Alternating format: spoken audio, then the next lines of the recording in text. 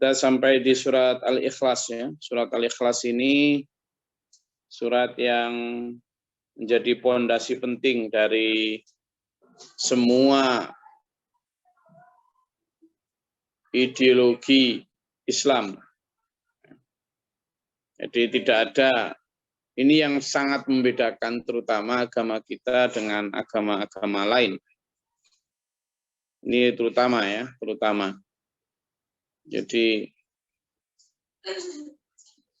tidak ada satu agama pun di muka bumi ini yang mengesahkan Tuhan seperti Islam ya. Esa dalam arti sesungguhnya, bukan satu tapi esa. Kalau satu itu misalnya Tuhan itu satu itu. Satu itu masih ada satu A, satu B, satu C gitu ya. Jadi kalau esa itu prima dia. The prime. Jadi tidak ada lagi, tidak ada. Bahkan kalimat sebenarnya la ilaha illallah, tidak ada Tuhan yang disembah kecuali Allah, itu bisa dimaknakan lebih luas menjadi sebenarnya tidak ada apapun kecuali Allah. Tidak ada apapun. Meskipun kadang pemaknaan itu disalahartikan dengan ajaran-ajaran misalnya wahdatul wujud atau manunggaling kaulo marang Gusti yang kemudian disalah tafsirkan menjadi ajaran-ajaran tasawuf yang malah menjauhkan diri dari ketauhidan. Itu yang keliru kadang ya. Nah, di dalam surat Al-Ikhlas ini, a'udzubillahi minasyaitonirrajim. Nyala coba. Qul huwallahu ahad. Katakan Muhammad, katakan ini declare, deklarasikan, proklamirkan secara tegas, jelas, mantap, tanpa keraguan. Allahu ahad. Allah itu Maha Esa. Esa. Kenapa? Karena waktu itu dua agama besar yang memerintah bumi saat itu, yakni Yahudi dan Nasrani, meskipun mereka sebenarnya juga menuhankan Allah, meskipun dalam bahasa lain ya, misalnya orang Yahudi mengatakan Allah itu sebagai Yahweh, tidak bisa nyebut Allah. Kalau orang Nasrani menyebutnya sebagai Elijah, ya, Elohim, ya, Allah. Tetapi mereka tetap memakai wasilah dan menuhankan yang lain di dalam arti orang Yahudi mengatakan bahwa Uzair ibnullah atau Uzair itu anak Allah, sementara orang Nasrani mengatakan Isa ibnullah. Isa itu anak Allah. Nah, Islam menegaskan tegas, katakan Muhammad, huwallahu ahad. Tidak ada Tuhan selain Allah. Dialah Allah yang Maha Esa. Sementara orang Majusi, kaum Persia saat itu, satu di antara negara superpower, menyembahnya bukan menyembah Allah, tapi Majusi. Majusi itu kaum musyrik yang menyembah matahari, menyembah api. Ya, mereka menyembah api. Dewa-dewanya itu. Nah, sehingga di sini dijelaskan Allah itu sudah pun esa, tapi Allah juga tidak ada sekutu, bukan dalam bentuk api, bukan dalam bentuk apapun. Allahus Samad, Allah penghulu segala kebutuhan makhluk, tempat meminta dan bersandar dari segala sesuatu. Waktu itu kaum Makkah, kaum musyrik Makkah, jika hendak berdagang, mereka masih mengundi nasib. Al-Azlam ya, mengundi nasib. Jadi biasanya dengan cara, jadi mereka punya kayak bumbung gitu, lalu dikasih kayak semacam selidi gitu. Terus nanti yang bawahnya itu dikasih warna apa itu. Nah, tanpa melihat mereka harus ngambil itu, kemudian warna apa yang hijau merah enggak tahu gimana, yang warna ini berarti boleh berangkat, warna ini jangan, warna ini hati-hati. Nanti kalaupun misalnya warna ini boleh berangkat, maka kalau berangkat juga harus ngasih izin, minta izin ke dewa ini, dewa itu yang ada di sekitar Ka'bah, berhala ini, berhala itu. Nah, ini menegaskan tidak begitu. Allahus Samad. Allah lah yang mencukupi segala kebutuhan makhluk, penghulu dari segala permintaan. Jadi kalau minta kepada Allah, makanya sampean kalau benar-benar tauhidnya itu tauhid Islam, jangan minta ke dukun, jangan minta ke yang lain-lain, peramal apa, aduh. Makin kesini kok makin tidak jelas ini. Pawang, hujan, segala macam. Nggak ada ya. Allahus Samad. Allah yang mencukupi segala kebutuhan makhluk. Tidak apa-apa minta terang sebentar ya Allah. Terang dulu sebentar ya Allah. Saya masih menjemur kerupuk dagangan saya ini. Nanti kalau ada hujan tidak kering ini ya Allah gitu kan. Tidak apa-apa, ya minta aja sama Allah. Ya Allah, ini saya petani garam ini. Nanti kalau ada hujan nggak kering-kering garam saya ini. Kok ditunda sebentar loh ya Allah? Ya minta pada Allah. Tidak apa-apa. Atau malah sebaliknya. Petani padi, ini kok tidak ada hujan sama sekali. Nih Allah, tidak panen saya nanti. Minta hujan dong ya Allah. Akhirnya yang petani garam sama petani padi berantem. Satunya minta hujan, satunya minta terang. Terus Allah ngasih siapa? Terusan manusia ini memang. Ya kan? Nah, mintanya pada Allah. Tapi Allah akan mencukupi dua-duanya. Dengan diganti pergantian musim. Makanya Indonesia itu, kalau negeri ini rakyatnya kurang bersyukur, itu azab akan turun benar itu. Kenapa? Negeri ini itu penuh kelimpahan berkah loh ya. Negeri ini selama 6 bulan bermandikan matahari. Lalu selama 6 bulan lagi bermandikan hujan.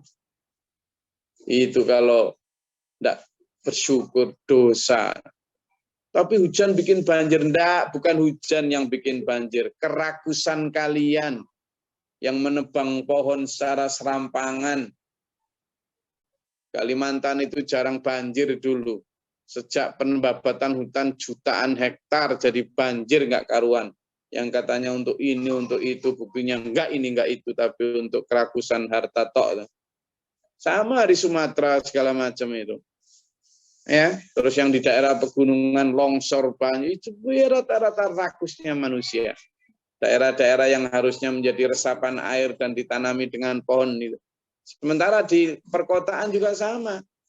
Pembangunan yang tanpa memperhatikan AMDAL. Tahu AMDAL? Analisis mengenai dampak lingkungan. Sehingga gorong-gorongnya kurang lebar. Dipakai untuk jalan dan perumahan.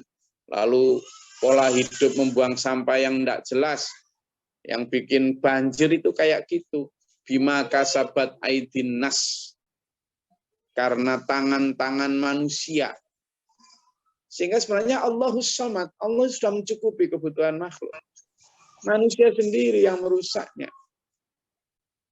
Manusia. Kebutuhan oksigen misalnya sekarang ini. Polutan di mana-mana. Allah sudah mencukupi. Manusia yang membentangkan kerusakan itu.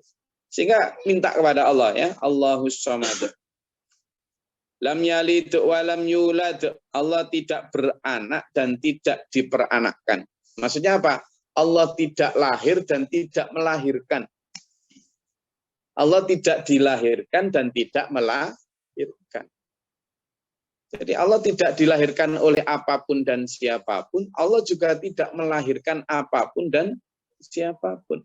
Allah tidak beranak siapapun dan tidak diperanakkan oleh siapapun. Itu jelas. Nabi Isa. Loh, Nabi Isa kok anaknya Allah gimana? Nah kalau Nabi Isa anaknya Allah, kita semua juga anak Allah toh. Hanya caranya aja yang beda. Makanya di dalam Islam itu wa nufikha fis-sur, ya. Apa? Wa nufikha fis, dan kami tiupkan ruh kami, mirruhi, ke dalam rahim ibu itu. Semua manusia itu sebutannya Allah itu, dan kami tiupkan rah ke dalam rahim atau janin itu. Hanya bahannya saja yang Allah ciptakan dengan berbeda atas kuasanya. Ketika Allah menciptakan Adam, diciptakan dari tanah tanpa bapak, tanpa ibu.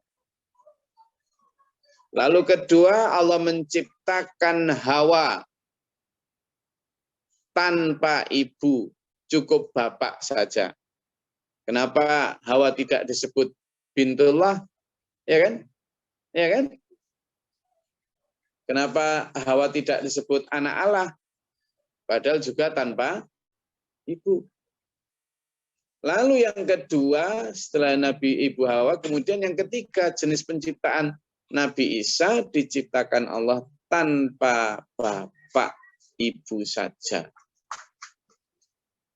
Ditiupkan juga ruhnya Allah. Makanya Nabi Isa itu disebut Isa Ruhul. Ya kan? Kemudian kita ini diciptakan dengan bapak juga dengan ibu. Lengkap sudah 4 jenis penciptaan itu. Tapi itu tidak membuat kemudian Allah itu melahirkan. Enggak, ya. Enggak, jelas. Karena kalau melahirkan maka Allah itu memiliki sifat makhluk. Padahal Allah itu apa? Mukhallafatu lil hawa qiyamuhu binafsihi. Ya, jadi Allah itu tidak sama dengan makhluknya. Tidak ada yang menyerupainya, dan qiyamuhu binafsi, berdiri sendiri. Dalam menciptakan langit bumi juga tidak butuh bantuan apapun siapapun. Ya, tidak butuh. Allah esa. Lalu bagaimana? Tidak bisa kita berpikir ke sana. Makanya surat Al-Ikhlas ini juga membatasi kita dengan apa? Tafakkaru fi khalqillah wala tafakkaru fi dzatillah. Tafakkaru, kamu berpikirlah tentang fi khalqillah, ciptaan Allah saja. Wala tafakkaru, dan jangan kamu berpikir tentang apa? Fi dzatillah, dalam zatnya Allah, bentuknya Allah. Terus mikir Allah itu punya kursi, duduk di kursi. Aneh-aneh. Kursinya Allah seberapa? Lalu kalau Allah duduk di kursi situ, terus di luar kursi itu siapa? Allah enggak. Allah itu mil'us samawati wa mil'ul ardi. Memenuhi jagat semesta alam ini. Makanya ketika kita i'tidal dari rukuk mil'us samawati, Allah menunjuk ke atas, Allah memenuhi langit. Wa mil'ul ardi menunjuk ke bawah, Allah memenuhi bumi. Jadi tidak ada ruangan kosong ini. Penuh keagungan, kebesaran, kekuasaan Allah. Makanya analogi sederhananya, kita ini seperti ikan dalam air itu. Manapun ikan berenang selalu diliputi, digenangi oleh air. Kita ini berdiri, duduk, berbaring ini dalam genangan keagungan, kebesaran, kekuasaan Allah. Makanya surat Ali Imran ayat 191. Sana itu menyebutkan begitu. Ya. Coba untuk memahami itu. Walam yakul lahu kufuwan ahad, dan tidak ada serupa baginya sedikit pun. Tidak ada yang setara. Tidak ada yang bisa disamakan dengan Allah apapun. Ya, tidak ada. Jadi kalaupun misalnya tadi kita diajari Pak Guru untuk memberi analogi sederhana tentang kita ikan dalam air, bukan kok menyerupakan Allah dengan air. Tidak. Ya kita ini karena saking terbatasnya kosakata di dalam memori kita, untuk memudahkan berpikir saja. Sama dengan Nabi Muhammad SAW ketika ditanya oleh sahabat, ya Nabi, apa sih kenikmatan paling tinggi di surga itu? Jawab Nabi, adalah ketika bertemu wajah Allah. Gimana bertemu wajah Allah itu ya Nabi? Kata Nabi, seperti kamu melihat rembulan yang kamu merasakan indahnya cahayanya, tapi tidak silau olehnya. Apakah Nabi sedang menyerupakan Allah seperti rembulan? Enggak. Hanya memang memberi bahasa yang paling bisa dimengerti oleh kita, karena memang Allah tidak bisa digambarkan dengan kata-kata. Ya, tidak bisa diserupakan dengan apapun, sehingga kita tidak boleh mensifati Allah dengan sifat-sifat makhluk. Meskipun misalnya Rasulullah ya, Rasulullah sering itu dalam menyanyikan sabdanya itu bersabda gini, walladzi nafsi biyadihi, dan demi jiwaku yang ada di tangannya, kata Nabi. Tangannya siapa? Allah. Lalu kita membayangkan tangan Allah itu berapa jarinya. Oh, enggak boleh. Tangan yang dimaksud di situ adalah kekuasaan, kekuatan Allah, perlindungan Allah. Maka sama, wasi'a kursiyuhus samawati wal ard, wasi'a, dan luasnya kursiyuhu, kursinya Allah itu as-samawati wal ard, seluas langit bumi. Lalu kita membayangkan kursinya Allah itu seperti singgasananya para raja gitu ya, jangan. Sama dengan arsy, gitu kan? Kemudian Allah bersemayam di atas arsy, gimana? Tsummastawa 'alal arsy. Lalu kita membayangkan Allah duduk tengor-tengor gitu, wah ya rusak nanti akidah kita. Jadi yang dimaksud dengan kursi itu adalah kekuasaan. Sama dengan orang misalnya merebut kursi presiden, gubernur, bupati. Itu kan kursi yang dimaksudkan, tidak ada kursi mana gitu kan, tidak ada. Yang dimaksud adalah apa? Power, kekuasaan. Allah meliputi langit bumi. Oke. Saya rasa itu.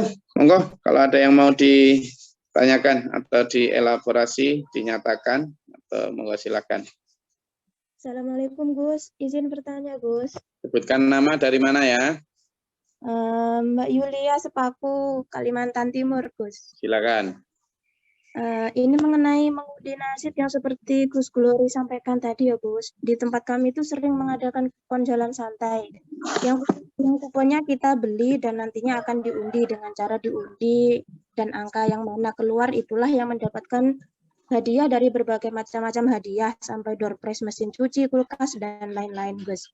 Nah, ini termasuk mengundi nasib seperti yang Gus Glory sampaikan tadi atau nanti atas jawabannya Gus Glory, saya ucapkan terima kasih ya, Gus. Assalamualaikum. Ya, Mbak Julia coba dibaca di surat Al-Maidah ayat 90.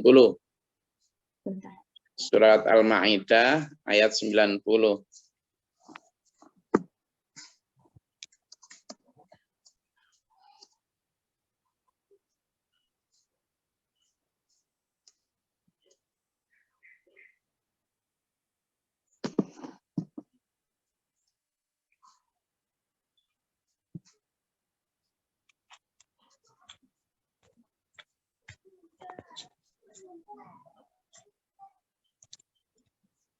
Hai orang-orang yang beriman, sesungguhnya meminum khamr, berjudi, berkorban untuk berhala, mengundi nasib dengan panah adalah termasuk perbuatan syaitan. Maka jauhilah perbuatan-perbuatan itu agar kamu mendapat keberuntungan.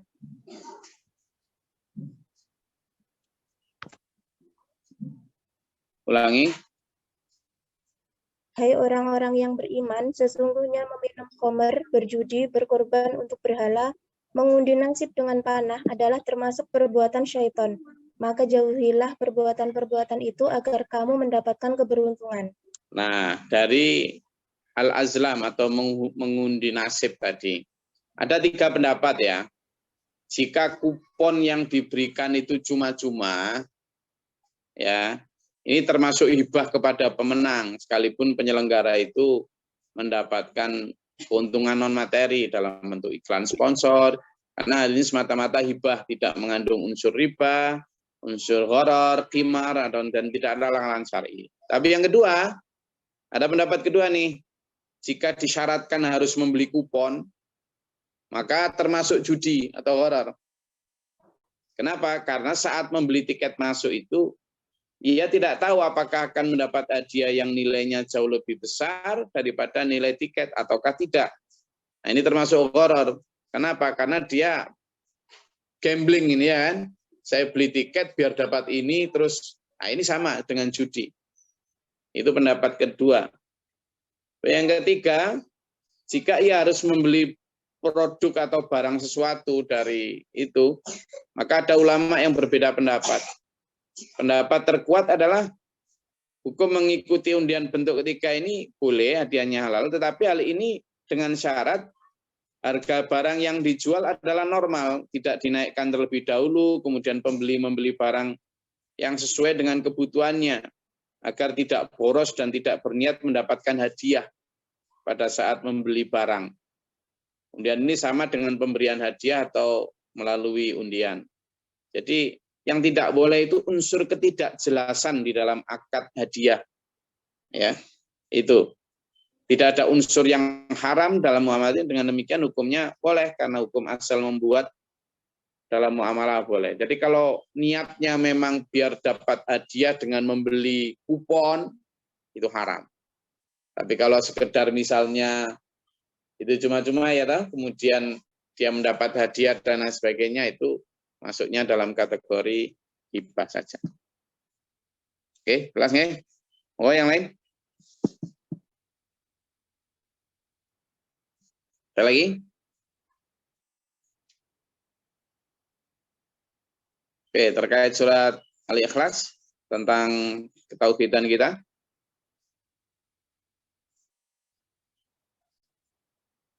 Ada? Oke, kalau ada silakan dinyalakan mikrofonnya. Dari mana namanya? Sebutkan.